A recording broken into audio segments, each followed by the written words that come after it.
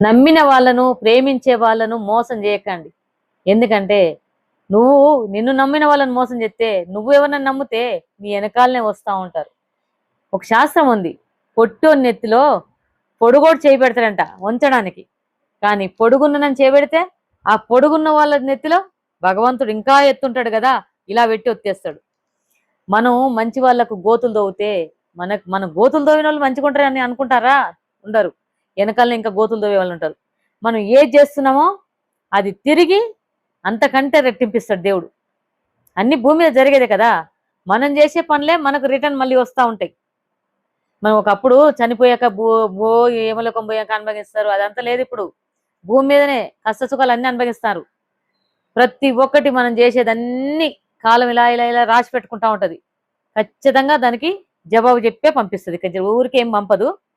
వయసులో ఉన్నామని తొందరపడడం, వయసులో ఉన్నామని ఎదుటి వాళ్ళని పిచ్చిగా బాధ పెట్టడం, ఇది చేసాం అనుకోండి, ఖచ్చితంగా అంతకంటే ఎక్కువ బాధపడే రోజు వస్తుంది.